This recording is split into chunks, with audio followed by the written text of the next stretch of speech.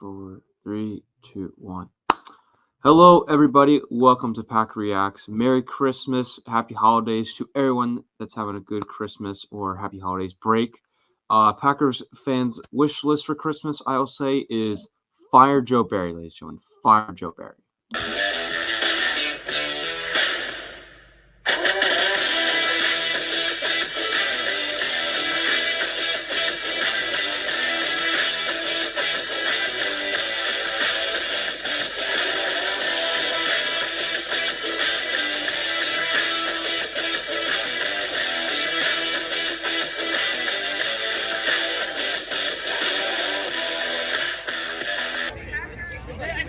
This is Tom Grossi, and you're watching the PackReacts podcast. Let's go. Hello, everybody. Welcome to PackReacts. I'm your host, Jimmy Hadler, along for other host, Mike Arverano. And today, folks, we discuss the Packers' disappointment once again in Lambeau against the Tampa Bay Buccaneers. Just another disappointing time out there. And we'll also be discussing this winnable game for the Packers upcoming. And we'll be talking about coaching, whether some guys should stay, some guys shouldn't, and give a little preview of what we're looking at our evaluation here from this Packers team. So, yeah, was not fun out there in Lambeau watching that game in person, but it was fun experience all totally. I don't know about you, Mike, from watching from your TV. Welcome back home. So you made it safe trip to Lambeau, another one. So Yes. how many times have you been to Lambeau in your life? I believe nine times. Really? So I've made it 4. Okay. 4. 2 this year, and 2 prior to that. So yeah, another successful trip. Unfortunately, the Packers were not successful, but welcome back. Hope you had a good time. Any stories from this one? No Lambeau Leap, I assume? Not Lambeau Leap, but I do have a couple ones. I did get this hat for free, as Okay. that was the giveaway at the game. I was on the Jumbotron for about 5-10 seconds. I don't know if I got on the TV, but that was the accomplishment. Oh yeah, there. right. Do you have a clip of that? I want to see this. No, I don't have a clip of it We have because 3 viewers right now too. They're all waiting for this. Come on, Jeremy. I was about to get my phone out, and then they turned the camera somewhere else. I was like, the one time I got the Jumbotron, no one knows where I am. Nice. You said you were on TV too? I think I was on TV during that time. I don't know if I was on commercial break or not because the play was about to start, so I don't know if it was like a last-second camera shot to the fans and then they faded away. I don't know. So I don't know if I was on TV. I think I was, but I can definitely say I was on the Jumbotron there. I did get my free donut out there from Packers Sweepstakes. Yes, what do you call it? Packers Rewards. Shout out to them. Your 8th trip to Green Bay was on Packers Rewards, right? You got Packers Perks. Sorry, not Packers Rewards. You got free tickets. You want to tell the viewers about that? So pretty much, you just have to sign up of like what the Packers have is the Packers like rewards thing, and all you have to do is just create an account, and that's it. It's free just to do it on the Packers website. You can win prizes by just clicking on stuff, by looking at articles, earning points, and you can spend it on winning gift cards, winning tickets, like I did last year for getting sideline passes to the Packers Bears game. This one, all you had to do is just put your account name in of like your email, and you would just get a free donut. And literally, and when I put it in, I was so hyped, and I got like a glazed donut. I mean, it's glazed donut. I like them, but I was so hyped of like, this is the funniest and coolest thing I've seen of an actual donut. In the atrium. Yes, in the atrium. It's like a vending machine. I did not use it though. I gotta say, what is it? It comes out in like a plastic kind of wrapper. Yeah, so it came out of a plastic bag, kind of like you would get at Dunkin' Donuts, for example. Like that's what it came out like. The donut they feel fresh, like they were made that day. Or you think it definitely felt it was fresh. It definitely tasted like it was fresh. Interesting. Yeah, I gotta check it out the next time it's there. But yeah, shout out to Packers Perks. Definitely, any viewer, I would definitely sign up for that. There's it takes some time and effort into it, but you could win cool prizes like sideline passes. Jeremy got really lucky, so congrats, Jeremy. Again, I tried getting it after you did it. I spent a lot of time trying to get those points. I didn't win, so you got lucky there. So congrats. Thanks. My strategy was literally just attack the Bears game and just see how many we can do. I try to spend most of my points. I'm like, okay, I gotta win this somehow, and I did. So I'll take it. Yeah. So we're back. Just Jeremy and I, the initial two. It's been a little bit of time since we've done this, just us, right? Yeah, Probably like it's a been a month bit. or so. Yeah. So no, it's good. So we got John on a lot of times now. That's good. Hmm. You did a show by yourself.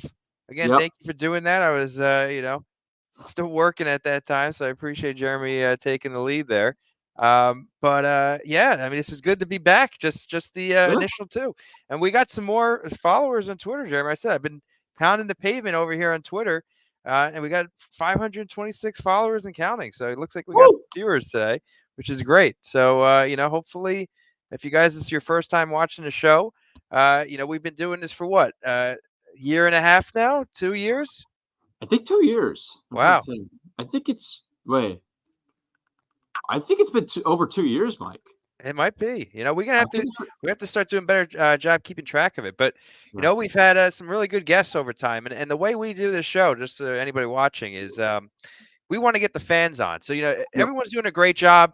Andy Herman, Cheesehead TV, everyone's doing a great job talking about the Packers. And look, we talk about the Packers too, but Yeah. um, kind of what we want to do here is get the fans involved. And if you watch one of those shows and you say, hey, I want to be on a podcast of my own or whatnot, and talk about my fandom, this is the place to do it. So definitely feel free to reach out to Jeremy or I, or handles are in the you know our names over here, or you can go on just the PackReacts page. Reach out if you're interested in Sure. joining, because it's something that we really want to get involved in. We've had Wes Hodkowitz on, we've had Matt Ramage, Big Yep. B, so some Yep. big names. We also want to get just a regular guy, Yep. because I don't really see any other podcasts doing that out there, Jeremy, and I think that could be Sure. a really good angle.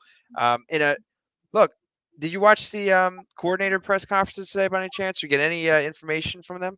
The only thing I was reading about was something with Joe Barry about like, yeah, I gotta do a better job than what I did last week, which I knew that right away. Not much else. I didn't get to look at a lot of it. Yeah, no. So the one thing he mentioned was, they were talking about Joe Barry about, what happened last week and all the internet. Like the internet got a lot of, um, Oh, it went crazy. well, yeah. I mean, but he obviously is hearing it. So like this Packers Twitter, this blogosphere that's going on here for the Packers, we have a lot to say, and it's making noise at 1265. Believe me, it's you can't go unnoticed what's being said here on Twitter. So this is Yeah. a powerful force that's going on, and I'm interested to hear about the people behind it, not just what people are writing on Twitter, but going on a show like this and telling you about how you became a Packers fan, why you're so passionate about the team. I think that's a pretty important. All right, Yeah. so let's get into the show then. Um, what do we got today? We got to talk Joe Barry. Yeah, we'll be talking Joe Barry. We'll be breaking down this game. We'll be doing a little bit later Barry by doing our evaluation of LaFleur players and Barry mostly so far. We'll talk a little playoffs, even though it's like ship is going down pretty much there. So yeah, that's what happens. I will be showing real quick two videos that captures the Packers touchdown from where I was sitting at the game here. I will play the first one, which I don't know which touchdown this is, either one to And Tucker for anyone Craft. watching on Twitter, this is going to be a YouTube exclusive because I don't Yeah, have the video. Sorry about that. apologies for that, We guys. got to do a better job of sharing Yeah. these videos. Yeah. Okay. All That's right. fine. So here's the first video, guys.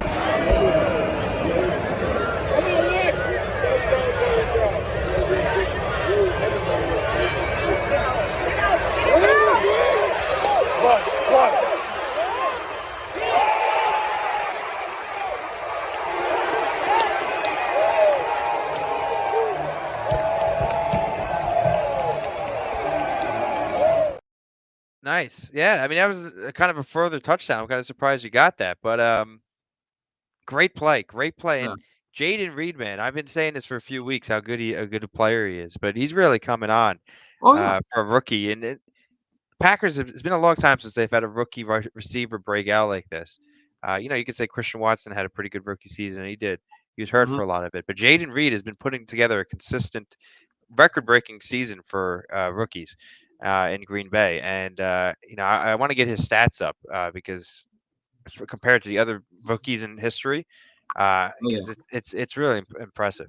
Which he's one reception away from tying the rookie record in Lambeau for Packers franchise history of wide receivers. Absolutely right, and that's actually that's you took it out of my mouth. That's exactly what I was going to say. It's been outstanding. I'm really excited to how Jaden Reed's been playing. He's so he's about to in terms of receiving yards, right, for rookies. Right now he's at 592. The most as ever is 1952. Billy Houghton had 1.2 thousand reception yards. That's crazy for a rookie. It's crazy for a regular receiver. As a veteran, 1.2K. So I don't think Reed's going to be winning that one this year, but he could be. Christian Watson had 611 his rookie season. He's going to pass Watson. Greg Jennings had 632 in 2006, and James Jones had 676. So I think, Sterling Sharp's at 791 and James Lofton at 818. So, I definitely think he might be James Jones at 676. All he needs is another, less than 100 yards for that. He very well could beat James Lofton and be number 2 all time in terms of receiving yards, which I think is the real record to win there. Yeah. What is he? He's one away from receptions. Yeah, I think he's one away, or it's 2 away from breaking the record, 1 from tying, if I'm correct. Last I checked. Where was it? I just had it on my notes. It was. Yes, he's one away. Sterling Sharp. Yeah. Yep. This is a good website. I just found a random website by statmuse.com. You can write whatever you want. You know about this? Yes, it is a very good site. I learned that from my college buddies. Every stat you want to find on like anything, you find it there. It gives. Is this like using AI or something? Yeah, pretty much. Is it? I mean, this is a great thing. So just give me a random stat. Let's look this up. Like we're learning on stream right now. Let's see the most sacks of any Packers rookie this season. But it's just saying this season. Yeah, this is definitely using AI. So Lucas Van Ness right now has 3 sacks, and Carl Brooks has 3 sacks. They're tied all time. I'm going to put all time. Yeah. Clay Matthews had the most 10 sacks in 2009. So you have here 3. Van Ness is so actually if Van Ness gets 2 more sacks or Carl Brooks gets 2 more sacks, they actually go into the top 4 all time. This is a great website. Wow, look at this. Statmuse.com. And they're not our sponsors. I just literally found it on air. Yeah. It's pretty good. It is. It's very good. Yeah. Yeah, it's pretty good. Here is the other video. So apologies to Twitter once again here. This is the Tucker Kraft touchdown, ladies and gentlemen. Go! Come on, Jordan! Oh, no.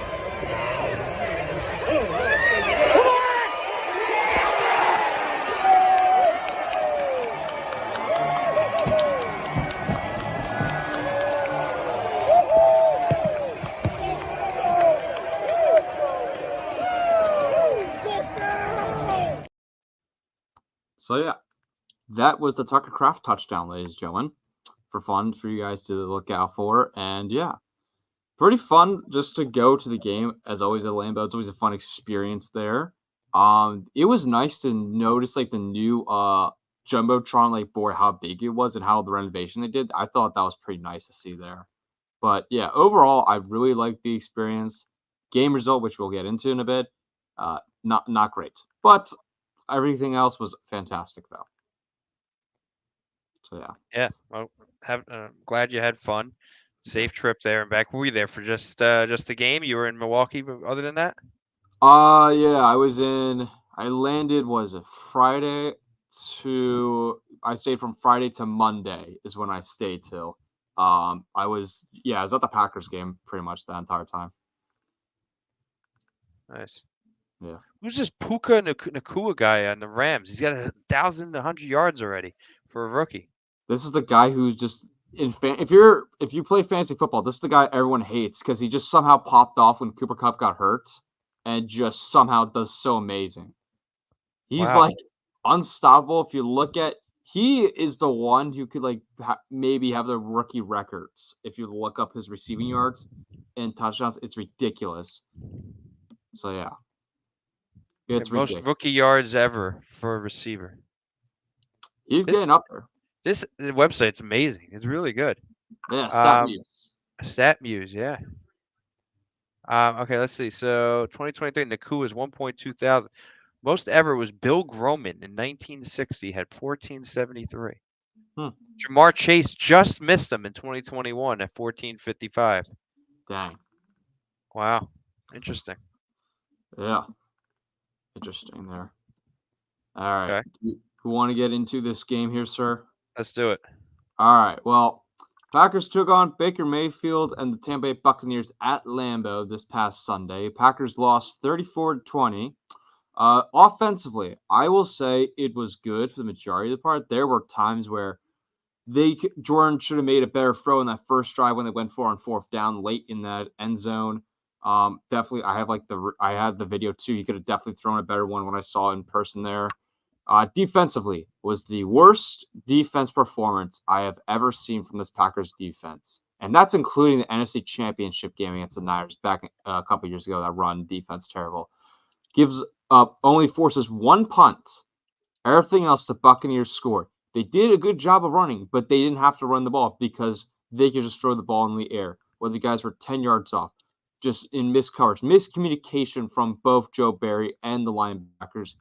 Those were the worst. The only good part of the defense was the defensive line, I will give credit for.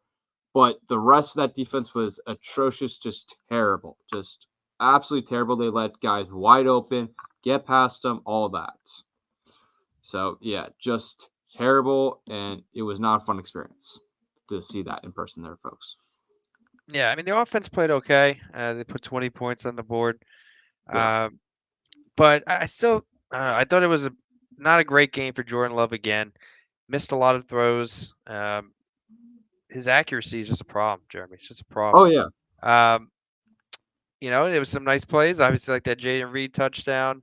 I thought Wicks had a nice game. Aaron Jones looked really good that first drive, and then just went away for the rest of the game. Yeah. They didn't run at all after that. Nope. That was frustrating. That was really frustrating. Rasheed Walker's really coming on recently, having playing great at left tackle. I think he was the highest ranked left tackle by PFF this week across the league. So that's been really, really good. Yeah. But the rest of the line still not playing great. Zach Tom is good as usual. Elder Jenkins had a decent game, but Runyan's still out there. Josh Meyer is not doing great. So look, our offense I think is what it is at this point. I think they're a middle of the run offense. I think they got some exciting young pieces that are going to take some time to develop. I think they are, especially a receiver. We got some really good young receivers, like we've said. Yeah. But the defense, man. I mean, that was literally we've watched a lot of Packers football, and the Packers defense has always been bad. Yeah. That was probably one of the most pitiful performances I've ever seen of Packers defense. Yep. All around. They couldn't stop the run. They couldn't stop. They honestly didn't even run. They didn't even run. They didn't run, but they did a good majority part of like not letting big runs come out. Though I will say that they did get pressure on Baker. I will give like Van Ness credit there, but when Van Ness got the sack, they take him right out, which annoyed me a bit. Van Ness had a good game. I gotta say, Van Ness had a good game. Yeah, they did run quite a bit. They ran 27 attempts, right? 99 yards, so they kept him 1 yard under 100. But 353 yards on a day in passing. 22 for 28 completion to attempts. Then here's the big killer: 10.7 yards per pass. Every pass they were averaging a first down, Jeremy.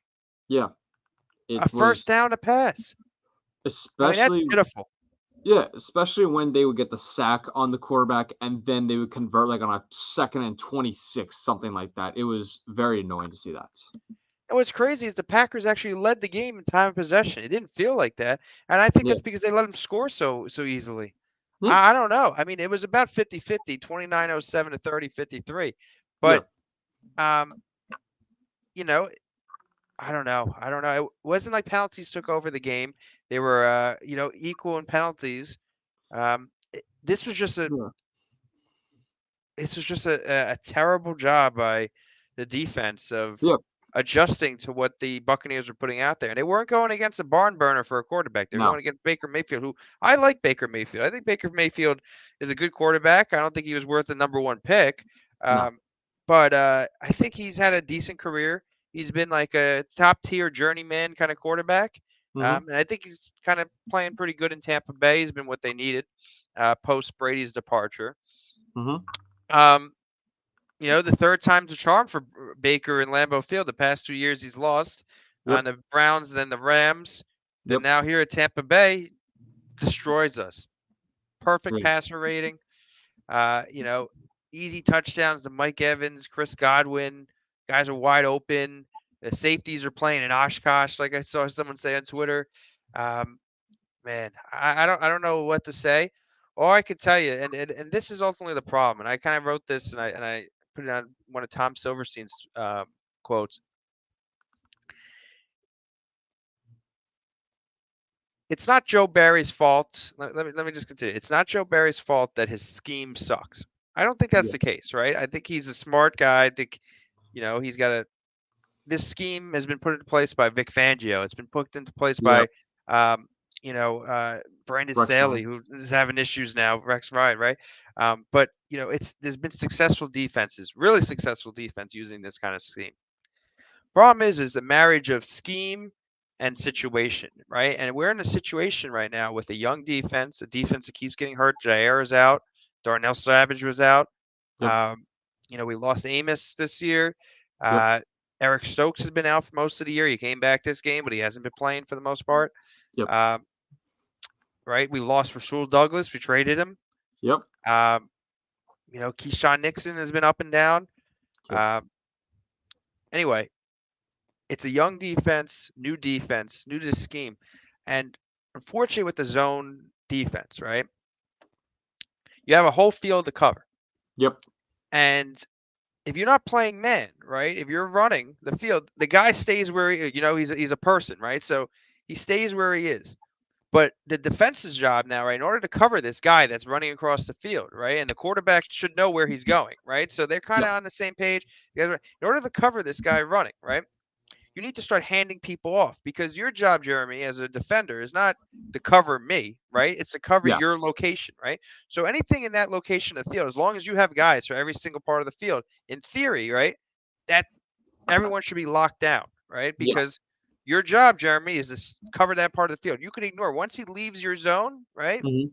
Don't worry about him. He's left your zone, right? You have to worry about the next guy entering your zone, right? So you're almost like a police officer, right? Like think about this, right?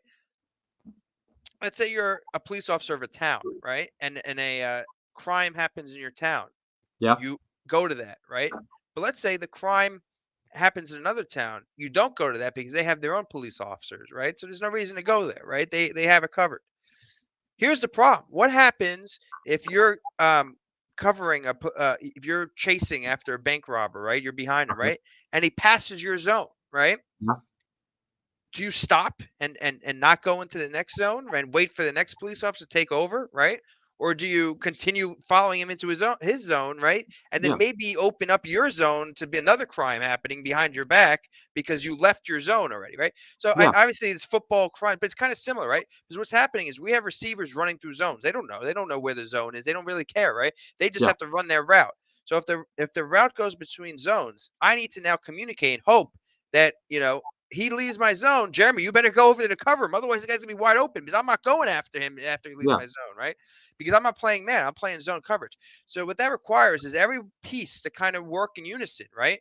And what Yeah. happens is if something goes wrong, right? Well, it's not my fault now that the guy's wide open because he left my zone, right? My job was to stay in my zone. Because if I leave my zone and go with him, right, then somebody else is gonna go into my zone, and now I'm gonna be the problem there, right? So everyone has to be doing their job in order to the zone coverage to work. That requires is veteran leadership, communication, knowledge, right? Yep. Time, really time, right? And that's not something we have right now because we don't have old players, we have young players, right? And there's a lot of moving parts, right? It doesn't Mhm. work in this kind of situation. No. So I think that's kind of the issue is look, could you play some zone? Sure, maybe you could.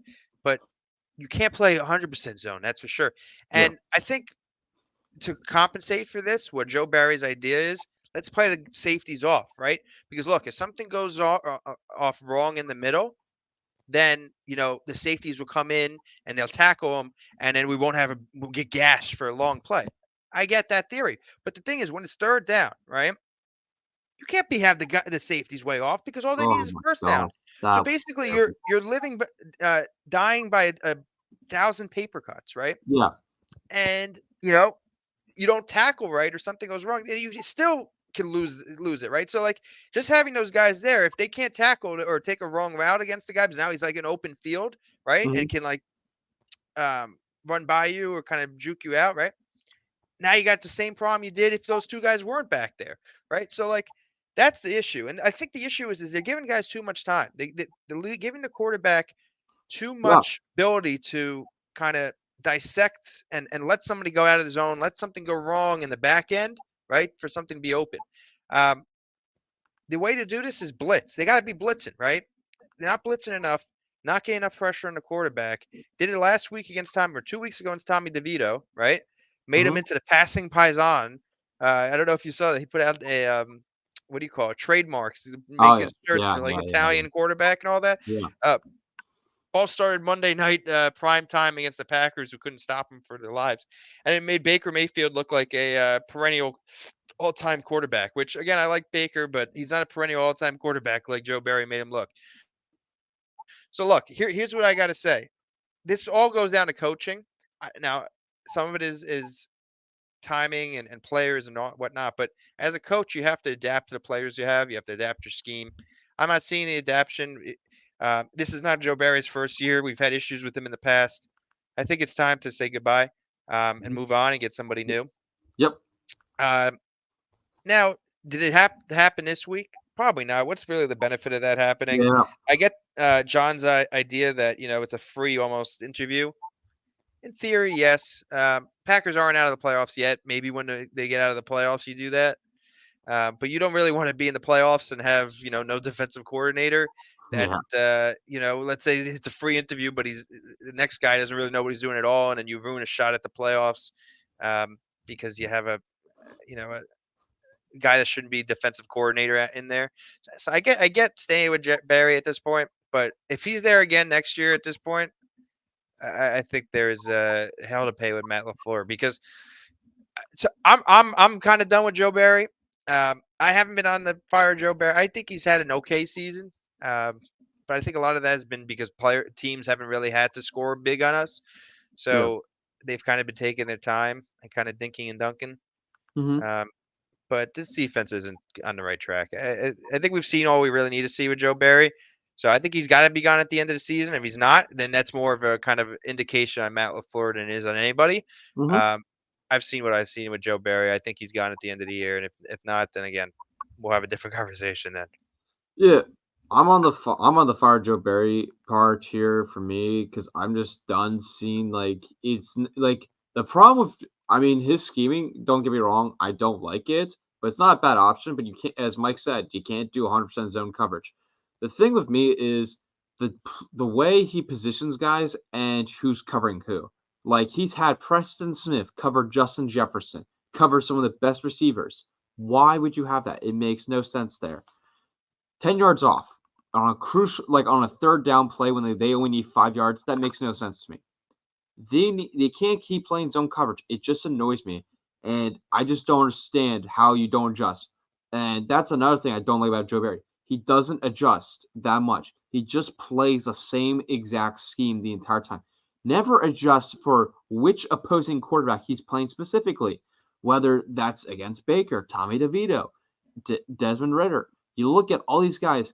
Barry doesn't change his scheme that much. He just stays the same the entire game, very much, and he hopes that they don't give up too many yards, and that's how it goes. They let the big plays happen of the run game, but they don't give up huge explosive passes and hope to do well in the end zone, which again, it's not worked out well this past couple weeks. And that's where I'm at with Joe Barry is he needs to go, but the players, more importantly, they need to get it going here. They need to fix it up of the communication process because clearly both sides were not on the right page of what was in position of who's supposed to be covering who and who.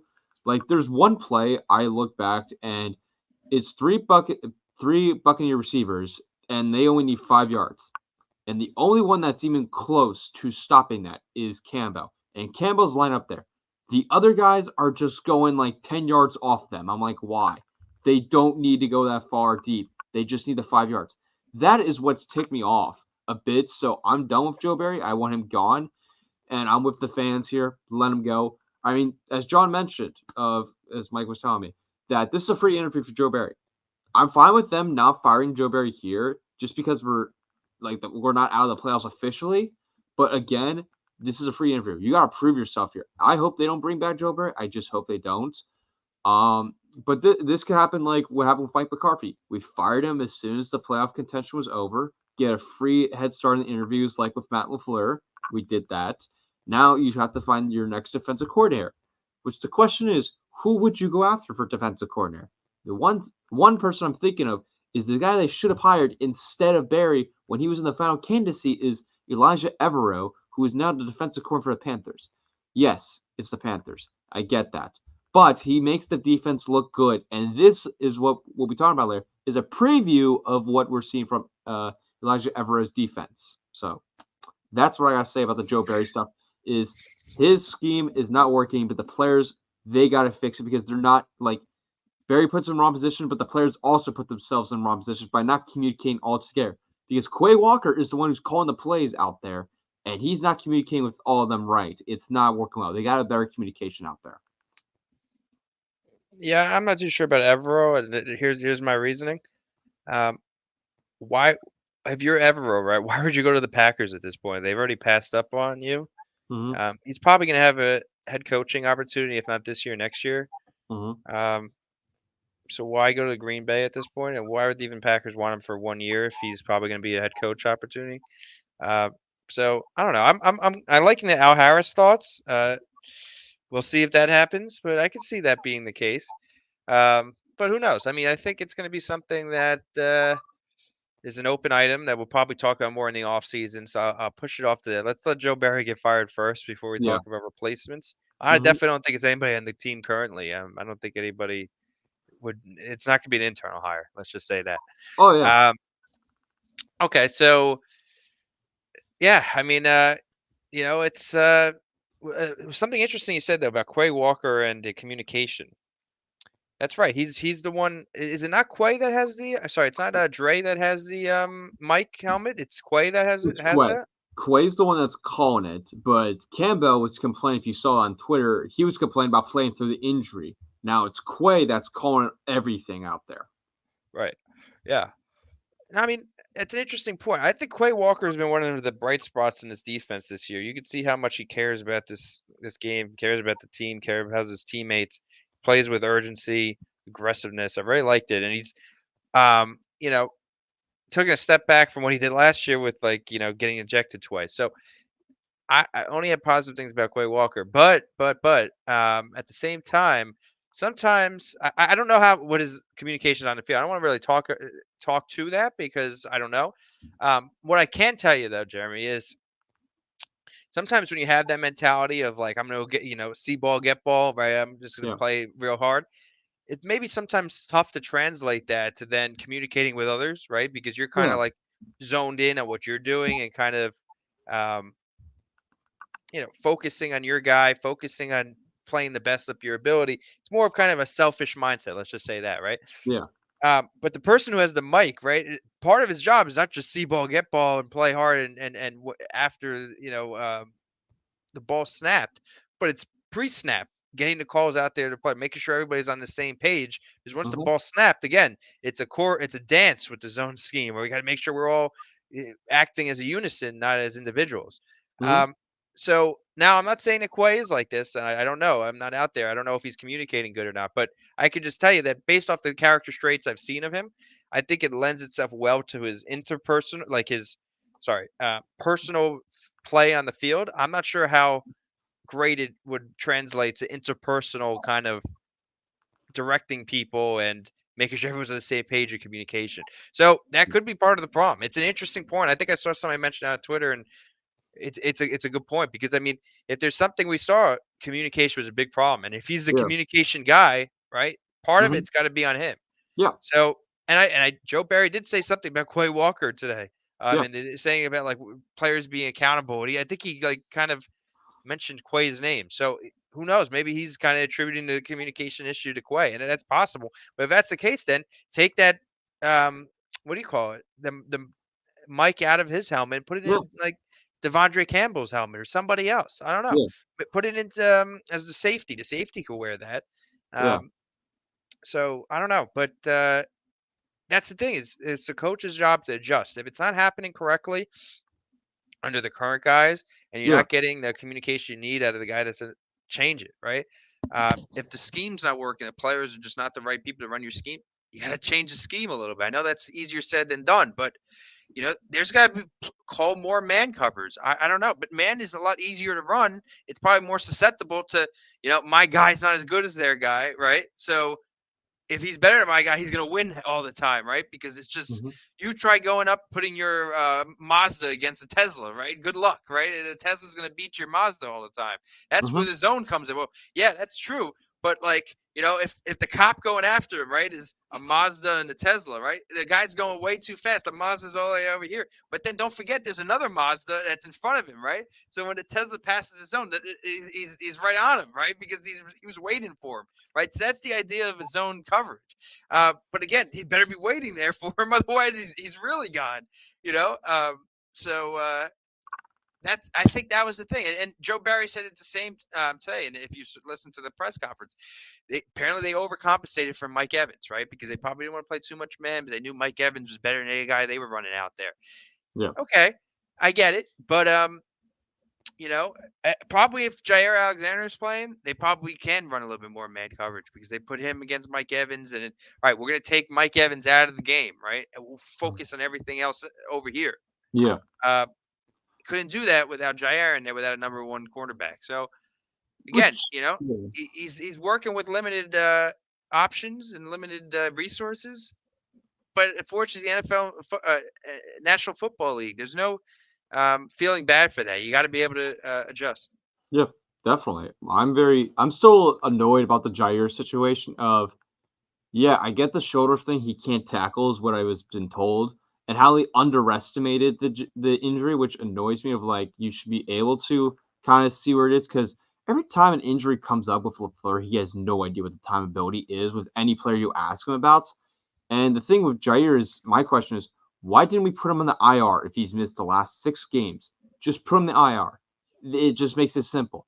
At this point, do we see him coming out? I don't know. He's been practicing. I give him that credit for, but limited. So I don't know what I'm seeing out here for Jair. Is he going to be playing again this year or not? Like at this point, I think they got to make a decision here about that. Like it's just Yeah, I mean, he was practicing today, so hopefully maybe he come back this week. I could see if there's one reason he comes back this week is he's from Charlotte, actually. Yeah. That's where he grew up. So it would be the first time to play against in his hometown against obviously for his family and all that. So I could see him coming back because of that. And not to kind of bring up that conversation of was he really hurt or not, but if he's going to really push himself to get back because he doesn't want to play in front of his family, could he have played last week? Right? I don't know. Maybe not, but obviously they underestimated the injury. That's at least what they're saying. Not great, but it happens, I guess. I don't know. I'm hoping that it's not a bigger something. Usually when there's smoke, there's fire. I'm hoping that there's no fire, but again, usually when there's smoke, there's fire. So I'm sure there's something going on. Yeah. Dre's tweet wasn't great. Yeah. Look, he could also be talking about the fans there because the fans kind of turned on him pretty quick. We don't really know. All I know is what was put out on the field was not good enough. Yep. Packers lost big time, and they embarrassed themselves quite a bit. So They did. whatever breadcrumbs we want to talk about kind of the locker room and whatnot, the coaching, all that stuff, all that, as much as it matters, is speculation. What isn't speculation is kind of the whooping they got on Sunday, and that can't happen. Can't happen to a Super Bowl caliber team. That's for sure. No, definitely cannot happen to a Super Bowl caliber team, especially in that circumstance. Just ridiculous to see that, especially. Yeah, just terrible seeing that with Joe Barry. Just hoping he's gone. All I care at this point is just make the postseason, which I don't think is going to happen at this point. But all I care is they just get the experience and finish on a strong note. That's all I care at this point. Finish on a strong note, maybe get in the postseason, which unlikely. I don't know if that's going to happen. If the only way I see is if the Packers win a football game out here. That's the only way I see it. That's But, right. You got to win this week. Look, if they don't beat the Panthers, not only do they not deserve to be in the playoffs, but I mean, let me pull up the New York Times thing right now. I think that the chances probably go down to like 5%. Yeah. Um, We're not at great odds, folks. We're not at great odds. but look, if you can't beat the Panthers, pack it up. I'm sorry. Exactly. Damn, I'm behind a paywall this time. Sometimes you get a paywall for this New York Times thing. Sometimes you don't. Got it this time. Nice. See if you can get it. Currently they are at a hold up. Let me reset. So currently they are at a 21% chance. Yeah, And but what? if they lose this week, it goes down 5. It goes to 5%. 8%. Yeah, it goes down to 8% chance of making the postseason. That's just alone, only that. So not great odds. So if the Packers want to get in the playoffs, they have to win this game because, so LaFleur said, every game's a playoff game. Well, you got to start this week, especially after having terrible performances by the defenses the past 2 weeks. Offense, a little bit. I will say Jordan Love had a solid day, in my opinion, on that Sunday game. I will say that. But yeah, just the team's got to clean up stuff. They can't be making. I mean, I get it. They're going to see annoying times. We're going to see good times and see annoying times with this young team. We knew that coming into this year. I say that the offense has improved a little bit over this course of time. Defensively, however, I just think it's been the same. Like you were kind of expecting the defense to do a lot better this year. It hasn't. And you were expecting the offense to do a little bit worse. Well, that's kind of flipped. So, yeah, that's how it's flipped.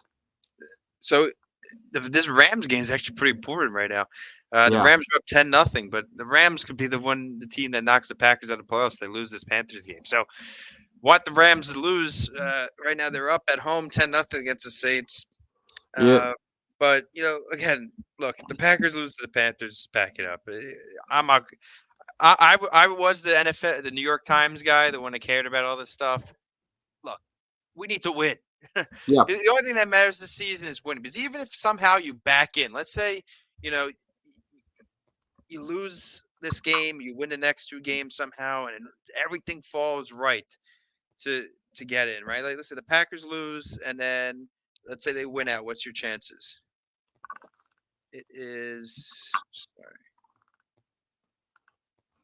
So nothing else I have selected. We're just going to win out after losing this game. They have a 28% chance of making it if they do that, right?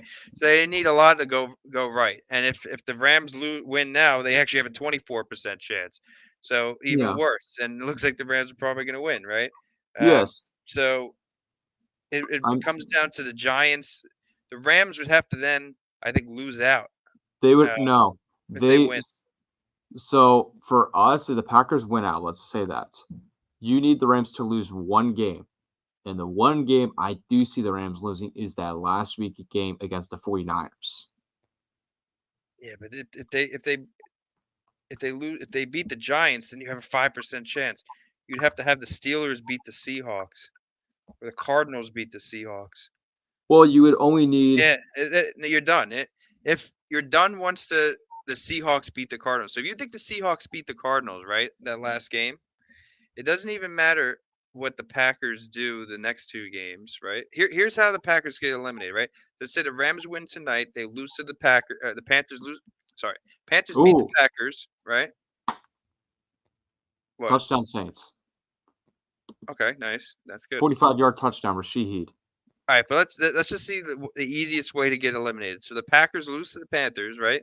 Let's say the Rams win tonight. The Mhm. Rams beat the Giants, right?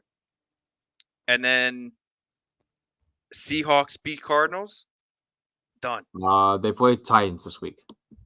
No, that's it. Forget about that game. The Oh. Packers are gone in this way, right? Packers lose to the Panthers. Nothing else matters. They're completely out. Okay. Packers lose to the Panthers. Yep. Rams win tonight against the Saints, which again now they're up 3 points, so it's not as bad as it was. Rams beat the Giants in New York, but I think that's probably going to happen, right? Seahawks beat the Cardinals in Arizona, but that probably happens. So the Packers, this is a playoff game. If the Packers can't beat the Panthers, the worst team in the league, in their home stadium, write it off, because there's no shot Yeah. that the Seahawks beat the Cardinals. I mean, Seahawks don't beat the Cardinals and the Rams don't beat the Giants, in Yeah. my opinion. So it's over if they can't beat the Panthers and the Rams win tonight. If the Rams lose tonight, let's see if it's still over. I don't know if it's still over. No, it's basically over. There's a 2% chance, 3% chance. So if those two things happen, the Seahawks beat the Cardinals and the Rams beat the Giants, then the Packers need to beat the Panthers. They have to. Yeah. Yeah, it looks like even if the Packers win out, they don't have a they're not guaranteed a playoff spot. I thought they were. No, it all comes to, so I wrote about this the other day when I saw somebody post about like the Packers like wild card spots. So when I did my analyzing, I said if we win out, so we beat the Panthers, Vikings, Bears, let's just say that, and somehow we win those, we would need the Rams, Saints, and Atlanta to lose pretty much one time just to give us a favor in there, which I can definitely see happening. We would get the number 7 seed to face Philly or Dallas, most likely. We have to see with that. For the 6th seed, we would need all those again of what I just mentioned, plus 1 Seattle loss, which I don't see Seattle losing. Because all we pretty much need is the Rams to lose one game because we have the tiebreaker over them. Let's just remember that. So they lose tonight, that's good. And then you need the Seahawks to lose what do you call it? Against the Steelers. That's the big game there. That's a huge game. Yeah, because the rooting guide right now is we need a Saints win, Colts win, Lions win, and a Titans win. Because here's the thing, Mike, the Vikings could lose out because they play the Lions twice and they play us once. They could lose out, which would kick them out of the spot, leaving one spot up for grabs there, or close to one spot there. Yep. So it's Packers made their lives much harder last week. They definitely did. Yep, they definitely did. They definitely did. All right, do we want to move into this upcoming week game here, sir? Sure, let's do it. All right, well, we're taking on the worst team in the NFL, ladies and gentlemen. Let's review the pros and cons of this. Packers win. They somehow have a playoff chance depending on all the other games. If they lose, the only good thing is it messes up the Bears' pick. That's the only bright side if you lose, but that should not happen if the Packers side. That's the only thing you have hope for. If that were to happen, is the Bears don't get the number 1 pick if you lose to the Panthers. That's the only shot. Who were the Patriots then? It would probably be the Patriots or the Cardinals. I think the Patriots, though, if I'm correct. Maybe the Cardinals. Yeah, true. Because all I care in this upcoming draft is the Bears don't take the Marvin Harrison Jr. from Ohio State receiver. That's all I care. That's all I care. Because knowing they're probably going to get, what do you call it, Caleb Williams. Exactly. And every Bears fan wants to keep Justin Fields, and the Bears front office has pretty much made up their minds and said, yeah, we're going to draft a quarterback. Yeah. So I'll take the quarterback. I will take it because knowing that Bears team, well, it's not worked out well for them at all. So, yeah, I think that would just help the Packers out just a bit of that. That's only the downside of like hopefulness there. But for the upside, you got to win this game, as we mentioned already before. This is a playoff game here. Keys for me, and then we'll get to Mike of this. A, you have to win the turnover battle. Second, Joe Barry, stop playing the soft coverage 10 yards off of forcing them to punt the ball, forcing not and be good in the red zone too, because this offense does not score many points. And the offense for the Packers, they got to keep it going. They got to keep it up. they got to get at least more than 20 points this game, in my opinion, and then they win this game. Because the defense for the Panthers is not great. They let up a lot of points there. Offensively, they get on average about 16 points a game. So right there for the Packers, this is a game you should win. This is an absolute win, and you should be able to take care of business here. Because if you don't take care of business, you go home. That's what it is. Mike, what are your keys to the victory here? Hopefully we get some players back. Hopefully Jair's back. Hopefully Darnell Savage can play. Mm-hmm. Not sure if he can. Hopefully maybe Christian Watson. I don't know if he practiced. Let me pull up the injury report. I don't think he practiced today. Watson did not. I don't think he practiced today though. So Jair's been limited. Devondre Campbell's not been practicing at all. Jaden Reed has not been practicing, but he played, so I'm assuming he'll be able to play. Yep. Darnell Savage is all DNP, so likely not. Christian Watson, likely not. And that's the problem with Watson. They can't stay healthy. Yeah.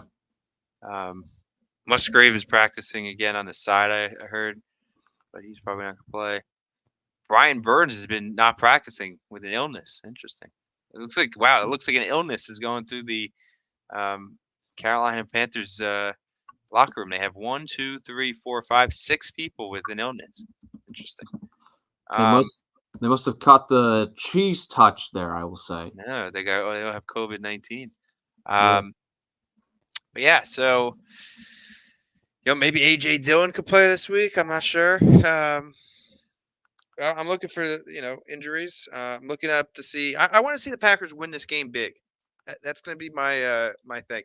Not only do I want them to win, but I want them to win decisively because this is the worst team in the league. Don't forget that.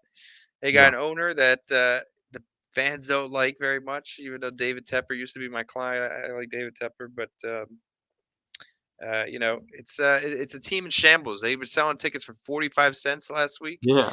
Granted that it was a rain game, so probably no one's going to go regardless, but they really are that bad.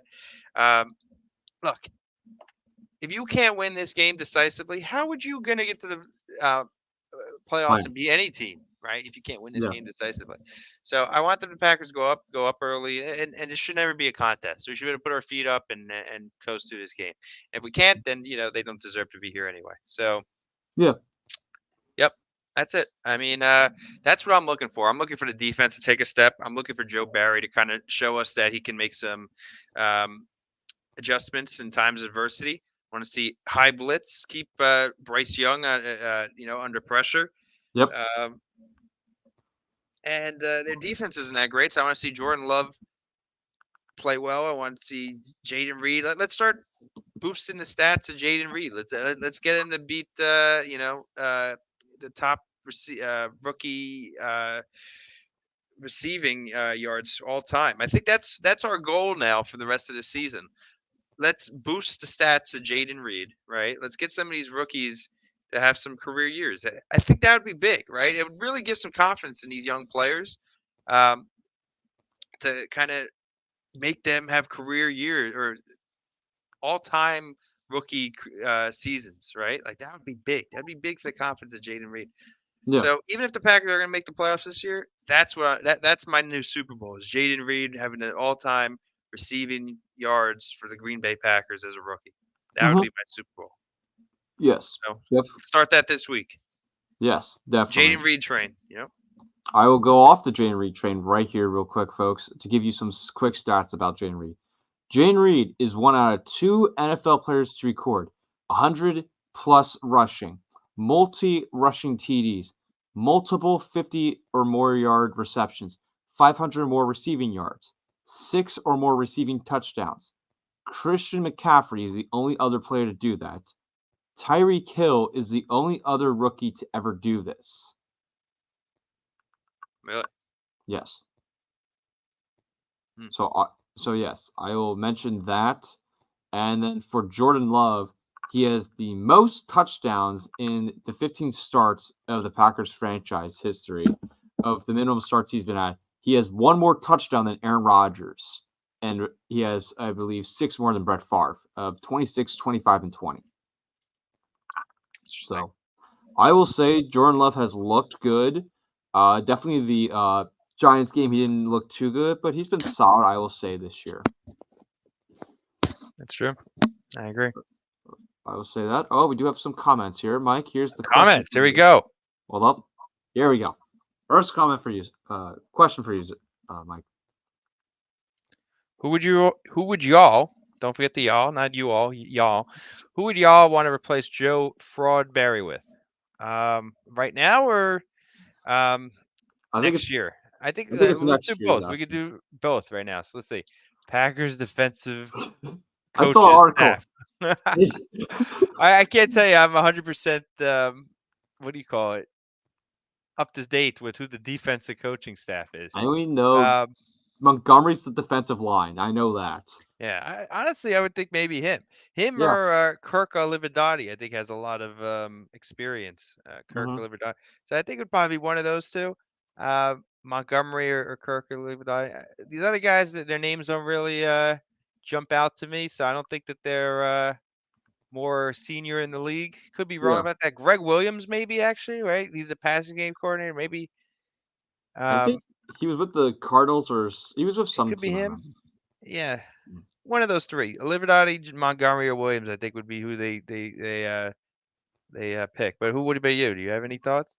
Mine's would probably be Montgomery. Just he knows the most experience, and he's had the most experience on this defense, I would say. So I would give it to him. Yeah, I agree. If I had to put my money, I'd probably say it'd probably be Montgomery. But again, I don't think that's going to happen. So I don't think we have that problem for next year. I don't really have anybody right now. I haven't done my research. I'll be honest. I like the Al Harris idea. Go ahead. So Al Harris is one option. Other one was Joe Witt, the secondary coach for the Cowboys, who's looked good. So he's been part of Al Harris's job out there. The other one was the guy who beat us on Monday Night Football, Wink Martindale. He pretty much has a similar defense to Joe Barry. Now, if you look at statistically this year, it's not looked good for the Giants defense. But if you looked at his recent history, his defense has done pretty good for majority of the part. So I like him a bit. He knows how to blitz better. He gets the pressure more on the quarterback. So I like him a bit better. Elijah Evero, I already mentioned. I still kind of like him. I still like to visit him a bit. I don't want anyone from like the Chiefs defense because I just don't trust the Chiefs. Like with Steve Spagano, I just don't.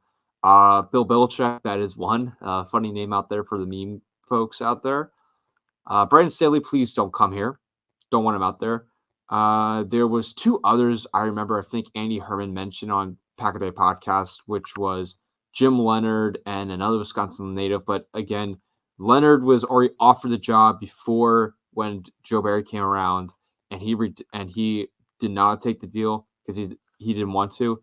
So I wouldn't want him. I would want the other guy, which I cannot remember his name exactly, but he is a Wisconsin native. I like him a bit. But yeah, I would. Those are some of the guys that stick out to me. Nice. Yeah. Good. Thanks for the question. I appreciate it. Yeah. So those are. So those are. We got some more questions here, all from Butternut Squash. Let's see. How do I put this up? Can I put it up, or you have to? I'll put it up there. It's Tucker Kraft and next Gronk. I like the sarcasm there. I don't think so, but he actually has played pretty well. I got to say, since Musgrave has gone out, this was his best game by far. He got the touchdown. He had a nice play down off the sideline over there. I'm liking what I see from Tucker Kraft. He just definitely came on in Musgrave's absence. And I wasn't 100% sold on him before this. So, shout out to Tucker Kraft. I think he's definitely been playing good the past few weeks. Let me ask you this question. When's the last time the Packers have had maybe two good tight ends at this point? I don't know. Would it probably be back when we had Jermichael Finley? Jermichael Finley and Tom Crabtree. They were both on the same team at once? Both were on the same team during the Super Bowl time. There's also Richard Rodgers and Jared Cook out there. Right. Yep.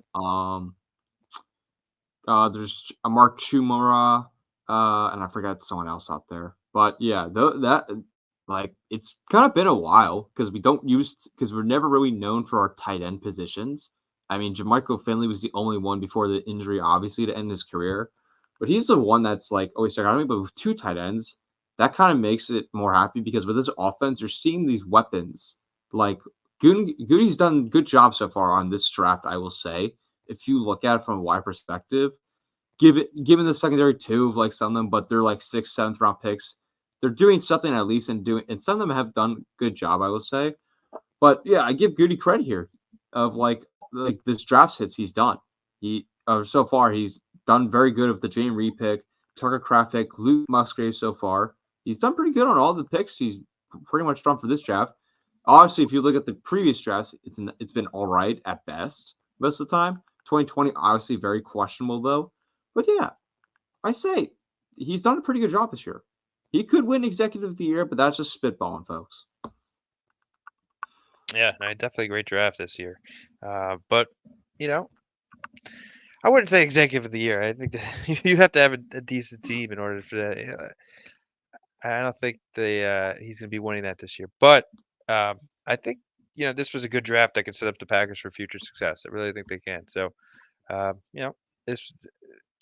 If there's one way that this season could have gone well, it was this draft developing. And I think we've seen it. I think we've seen this draft pick really develop a lot. So that's great news. All right, let's get TJ's comment up there. Do you guys think Tyreek Hill gets 2,000 yards? I don't know.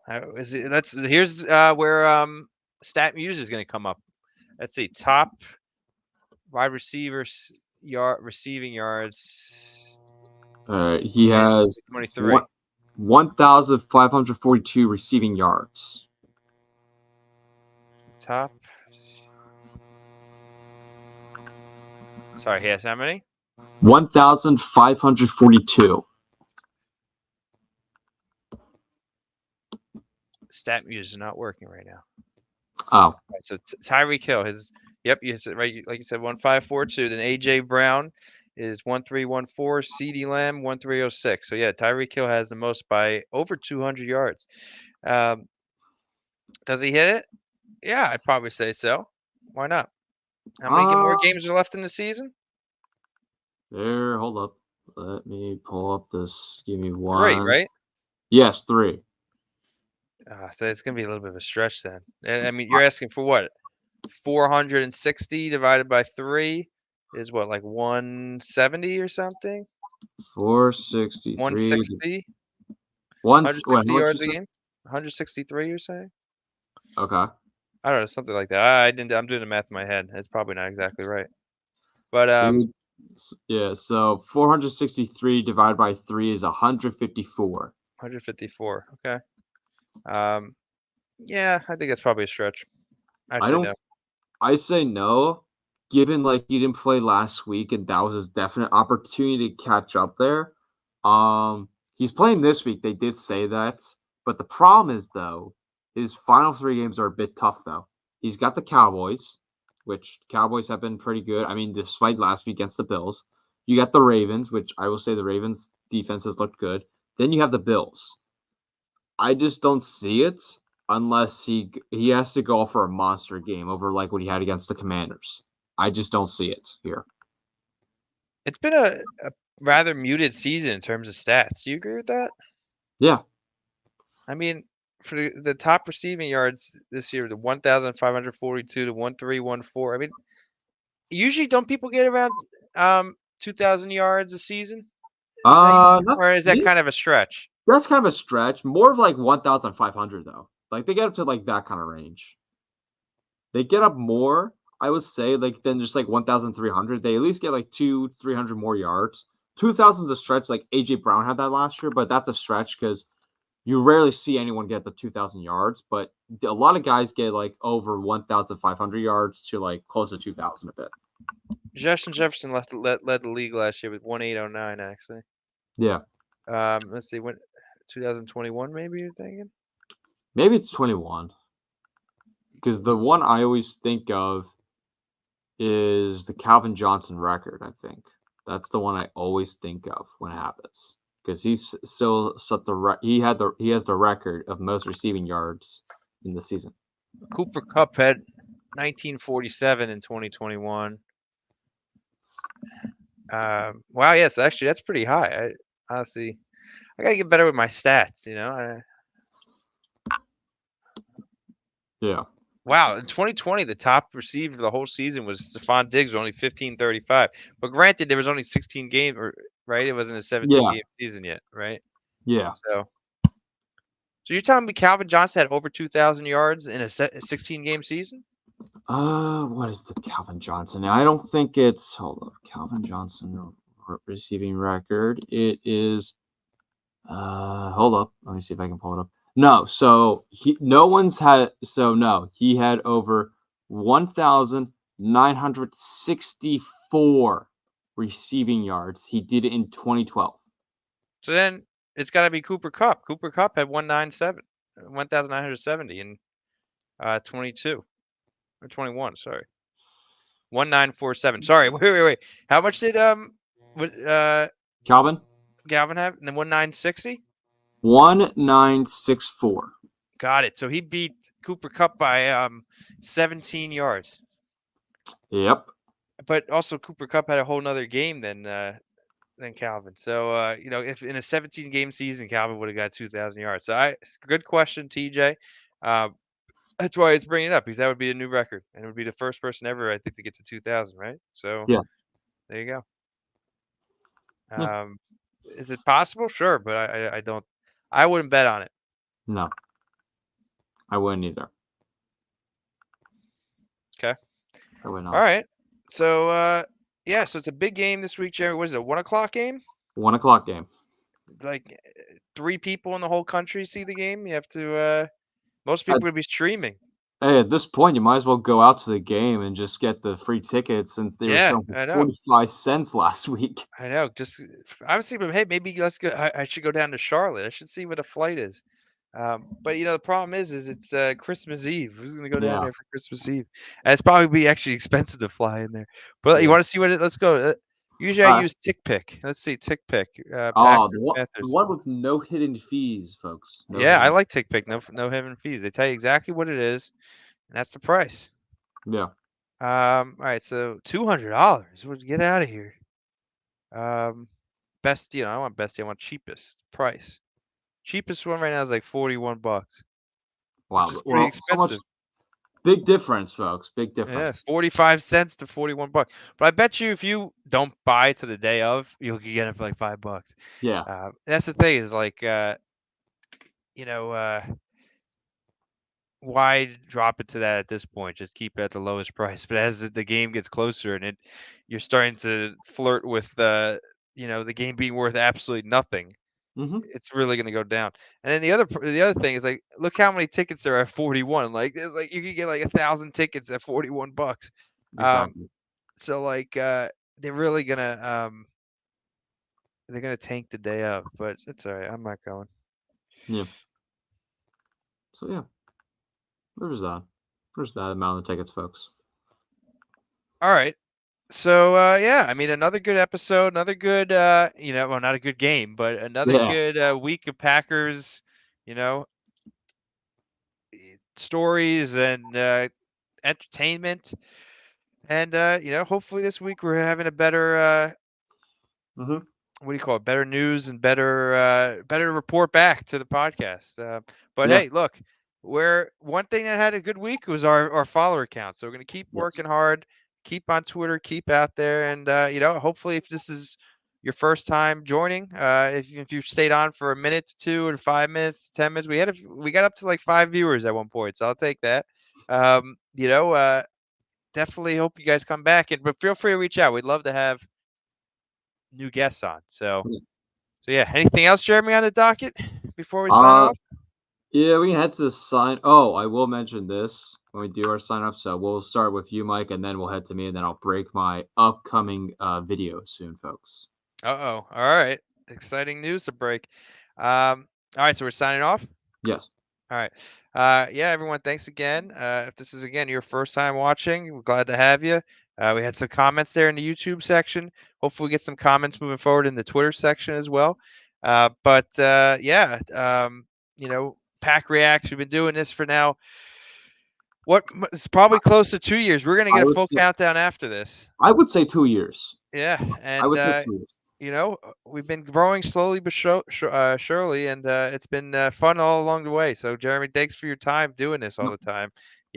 Jerry puts a lot of effort in this, so he's got a great channel. So definitely check out his YouTube channel, which he's going to plug here. But my main thing Packers related is my Twitter and this. So, love the Packers, love to get my knowledge and opinions out there. But that's the main thing, Twitter and here, and definitely feel free to reach out if you have questions, want to come on the show or anything. Love to have a conversation with the viewers. So, yep, that's me. All right. Well, folks, you always know where to find me is this YouTube channel. On this YouTube channel, make sure you leave a like on the stream, subscribe to the channel. If you've not done so already, we're less than 40 subs away from 300, so hoping for that. Unlike Mike's Twitter account, it's much easier to get a follow on Twitter than it is on YouTube for some reason. Yeah, 529. We've gotten followers as we're on live. So I will say that it's much easier to follow on Twitter than it is on YouTube. I don't know why. Yeah, there's a lot more people and a lot more easy to find. Yeah. Yeah, I'll say that. All right. So this upcoming Saturday, I don't know the times exactly I will post it, but it will most likely be 7 o'clock ish or 8, whatever the time is on that day on Saturday or somewhere around there, PM, folks, is I will be premiering my Aaron Rodgers movie video, folks. Something that I've been working on. I wanted to do it last year, but I got too busy with it. This break so far for school-wise, I've been able to do it. Completely finished it, so we'll be posting it that day, and you could literally I'm fine with everyone skipping after like 10 minutes because it literally just covers this entire highlight video. So if you don't want to see more highlights of Aaron Rodgers, you can leave that, but this covers what I do is talks about how he got drafted, what was it like for him being under Brett Favre a bit, growing process of getting a starting job, getting the playoff loss, growing his way to win the Super Bowl in his entire 10-year career with the Green Bay Packers and win MVPs. And with that, I show some highlights obviously in there, but I will be playing music in there too to capture the reminiscence of his career too. So folks, so stay tuned for that. It is 53 minutes, so I am fine with you guys like leaving after 10 minutes of the video. Completely, totally fine with that. I understand that. But if you want to watch the Aaron Rodgers highlights and the movie, all that, do so. 53 minutes, folks. So I will be premiering it. I will be watching it. So make sure you comment when it's premiering, folks. Sounds good. I'm excited to watch it, Jeremy. Yeah. So tell me, make sure you get me on the premiere. I want to be there for the premiere. How much time would you say you put into this? It took me probably a week to get it all fixed or finished up. Okay. But I planned it prior and I knew what I was trying to do for it. So pretty much I would say like I did a couple weeks of planning for it. Nice. I'm excited to watch it. Yes. All right. We got one thing to say, Packer fans. That's how we sign off. So let's do it. Go, go, go. Go. Go. Go.